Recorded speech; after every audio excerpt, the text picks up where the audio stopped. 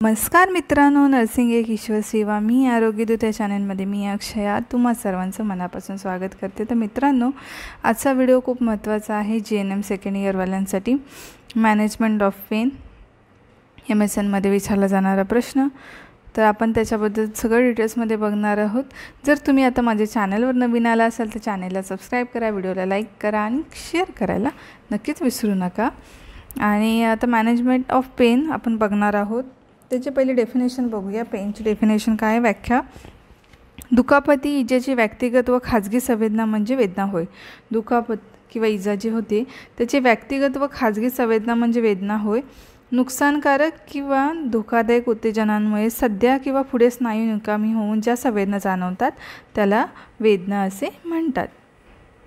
ती झाली वेदनेची व्याख्या। असेसमेंट बघूया आपण। तर आपण सगळे डिटेल्समध्ये बघूया। मॅनेजमेंट ऑफ पेन बघूया आणि त्याचे प्रकार थोडेसे बघूया। आपण जास्त डिटेल्समध्ये सांगणार नाही, वेदनेची व्याख्या, त्याचे प्रकार आणि आपण मॅनेजमेंट थोडंसं बघूया। असेसमेंट करताना मी थोडीशी डिटेल्समध्ये थोडी माहिती सांगणार आहे। तर असेसमेंट करताना पेशंटला वेदना कधीपासून होतात हे विचारावे। पेशंटच्या चेहऱ्यावर चिंता, राग, भीती किंवा ताणतणाव, भावनिक बाबींचे निरीक्षण करायचे आहे। वेदनावरील औषधोपचाराची व्यवस्थित माहिती घ्यावी। त्याच्यानंतर आपण पेशंटची हिस्ट्री कशी घ्यायची, आपण हिस्ट्री घेतो ना। आता तुम्ही हॉस्पिटलमध्ये गेला तर तुम्हाला एखाद्या गोष्टीची ट्रीटमेंट करायची तर ते डॉक्टर हिस्ट्री विचारतात। तुम्हाला आजार कधीपासून आहे, तुम्हाला कधीपासून दुखतं आहे, किंवा म्हणजे वेदनेची नाही, बाकीची डिटेलची, दुसरा काही आजार आहे का, वय किती, हे सगळं, किंवा ते एखादा आजाराचा आपण सिम्पटम्स सांगितले तर त्याची डिटेल्समध्ये माहिती घेणे त्याला हिस्ट्री म्हणतात। तर वेदना कशा स्वरूपाची आहेत, तीव्र आहेत की मंद आहेत हे विचारायचं आहे। का आलं का? त्याच्यानंतर दुसरं आहे लोकेशन, वेदना कोणत्या ठिकाणी होतात हे विचारायचं आहे। अनेक ठिकाणी वेदना होत असतील तर सर्व ठिकाणी वेदना सारख्याच होतात का हे विचारायचं आहे। त्याच्यानंतर वेदना कधीपासून होतात, तिसरं असं लिहायचं आहे तुम्हाला। त्याच्यानंतर चौथं आहे वेदना सतत होतात की थांबून थांबून हे सुद्धा विचारावे। त्याच्यानंतर वेदना कशामुळे होतात हे पण विचारायचं आपल्याला। वेदना थांबून थांबून होतात का, सगळ्या ठिकाणी सारख्या आहेत का, वेदना सतत होतात का, थांबून थांबून होतात का, कधीपासून होतात, कुठल्या जागेवर होतात, हे सगळं आपल्याला हिस्ट्री घ्यायची। त्याच्यानंतर कॅरेक्टरायझिंग, तर त्याच्यामध्ये आपण वेदना मंद, तीव्र, शार्प, ठसठसणाऱ्या, जळजळणाऱ्या आहेत का हे विचारायचं आहे। त्याच्यानंतर वेदनांची सुरुवात होण्यास, वाढल्यास व कमी होण्यास कारणीभूत घटक, वेदनेची सुरुवात कशामुळे होते, कारण किंवा विशिष्ट घटना तुमच्या लक्षात आली आहे। तर कशामुळे वेदना आणि वाढते किंवा बळावते, जसे धूम्रपान, मद्यपान, उष्णता। त्याच्यानंतर तिसरं आहे कशामुळे वेदना कमी होऊन तुम्हाला आराम वाटतो, जसे शेकवणे, थंड पदार्थाचा वापर, जेवण, विश्रांती किंवा औषध। ओके। त्याच्यानंतर इंटेन्सिटी वेदनेची बघूया। आता आपण रुग्णांच्या वेदनांची तीव्रता त्यांच्या चेहऱ्यावरून, आपल्याला एखाद्या रुग्णाला किती वेदना आहे ते त्यांच्या चेहऱ्यावरून कळतं। आपल्याला एखाद्या गोष्ट दुखत असेल तर आपल्या चेहऱ्यावरचे हावभाव लगेच बदलतात। का आलं का? तर रुग्णाच्या वेदनांची तीव्रता त्याच्या चेहऱ्यावरून व त्याच्या हालचालीवरून समजते। हे पाहण्यासाठी रुग्णांचे बारकाईने निरीक्षण करायचं आहे, गरजेचं आहे। किंवा रुग्णांचा जो भाग दुखत आहे तो भाग हाताने पकडून ठेवतो, म्हणजे जो भाग दुखत आहे तो रुग्ण, आपल्याला एखाद्या ठिकाणी पेन होतं आपण पकडून ठेवतो, सारखं सारखं दाखवतो मला दुखते म्हणून। ओके। त्याच्यानंतर चिन्ह लक्षणं, होणाऱ्या वेदनेमुळे दुसऱ्या काही समस्या निर्माण झालेल्या आहेत का, चिन्ह लक्षणं बघायचे आहेत, आपले विचारायचे आहेत। मळमळ, उलट्या, भूक मंदावणे, भूक न लागणे, अस्वस्थ, झोप न लागणे यासारख्या काही तक्रारी आहेत का विचारायचं आहे। मळमळ, उलट्या, भूक मंदावणे, त्याच्यानंतर अस्वस्थपणा येतो, झोप न लागणे यासारख्या समस्या आपल्याला विचारायच्या आहेत। पेनचे प्रकार लिहायचे, टाईप्स ऑफ पेन, प्रकार कुठले आहेत वेदनेचे किंवा पेनचे प्रकार कोणते आहेत। तर वेदनेच्या सुरुवातीला पडलेले प्रकार आहेत ॲक्यूट पेन, क्रोनिक पेन। स्थान किंवा ठिकाणावरून दोन प्रकार पडतात, सुपरफिशियल पेन आणि डीप पेन। त्याच्यानंतर गंभीरतेवरून पडलेले प्रकार सौम्य व गंभीर, आणि घडण्याच्या वेळेवरून शस्त्रक्रियेनंतरच्या वेदना। त्याच्यानंतर पसरण्याच्या प्रकारावरून रिफर्ड पेन, युजली पॅथवे। ठीक आहे। त्याच्यानंतर ॲक्युपेनबद्दल थोडक्यात माहिती बघूया। तर कमी काळ टिकणे व या वेदनांना कारण असते, कारण नाहीसे झाले की रुग्ण पूर्ववत होतो, म्हणजे कमी काळ टिकतात। ॲक्यूटच्या पेन असतो ना, ॲक्यूट पेन तो कसा कमी काळ टिकतो, आणि त्याचं जे कारण असतं तर आपल्याला, मी जनरली आपल्या डोकेदुखीचं सांगते।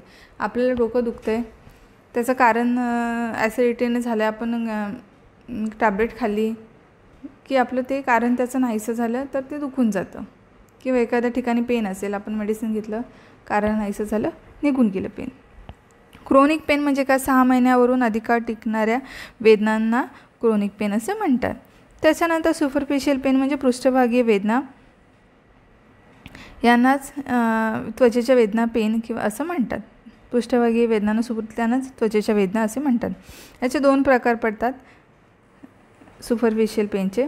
अचानक सुरुवात होते त्या वेदना शार्प, तीक्ष्ण किंवा सळसळल्यासारख्या असतात. म्हणजे सुपरफिशियलचे 2 प्रकार असतात. त्याच्यामध्ये अचानक ज्या सुरुवात होते त्या वेदना शार्प, तीक्ष्ण किंवा सळसळणाऱ्या असतात.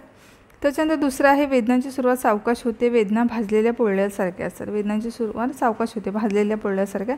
सुपरफिशियल वेदनेच्या प्रकारामध्ये ज्या वेदना म्हणतात त्या पोळलेल्यासारख्या असतात. त्याच्यानंतर डीप पेन, आतील वेदना. या वेदना शरीराच्या आतील भागात असतात, स्नायू, हाडे यामध्ये असल्यामुळे पृष्ठभागीय वेदनाच्या तुलनेत अधिक गुंतागुंतीच्या असतात. डीप पेन कशा असतात? स्नायू किंवा हाड्यांच्या आतल्या असतात, त्यामुळे त्या पृष्ठभागीय वेदनेच्या तुलनेत गुंतागुंतीच्या असतात. त्याच्यानंतर वेदनांची तीव्रता ही 2 ठिकाणी वेगवेगळी असते.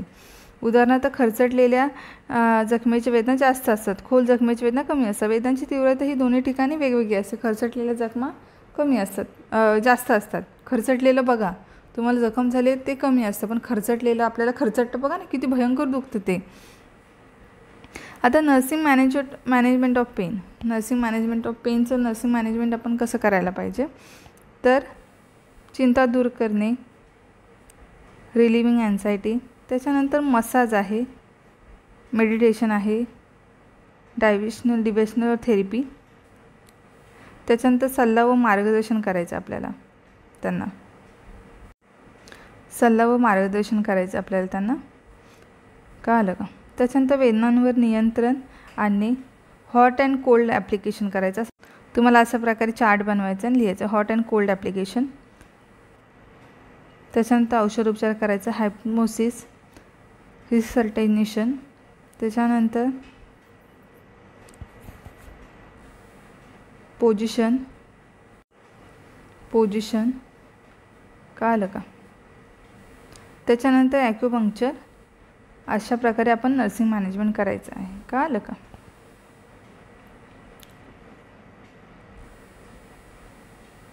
तर अशा प्रकारे तुम्हाला नर्सिंग चिंता दूर करणे, मसाज, मेडिटेशन, हे तुम्ही मराठीमध्ये मेडिटेशन करू शकता. डिव्हेशनल थेरपी, सल्ला मार्गदर्शन, हायप्नोसिस, पोजिशन, आपण त्यांना ज्या पोजिशनमध्ये त्यांना कम्फर्टेबल असं, ॲक्युपंक्चर आपण करू शकतो, औषधोपचार. कळलं का? त्याचे हॉट अँड कोल्ड ॲप्लिकेशन आपण सांगतो ना, की हॉट अँड कोल्ड म्हणजे गरम वस्तूंनी शेकवा किंवा थंड वस्तूंनी शेकवा. त्यांना मेडिटेशन करायला सांगू शकतो. कळलं? अशा प्रकारे आपल्याला नर्सिंग मॅनेजमेंट किंवा टाईप्स ऑफ पेन, तुम्हाला जास्त ह्याच्यामध्ये डिटेल्स नाही विचारलं. मॅनेजमेंट ऑफ पेनमध्ये तुम्हाला विचारलं दुखापत वेदनेची व्याख्या लिहा, त्याचे प्रकार लिहा आणि मॅनेजमेंट लिहिलं.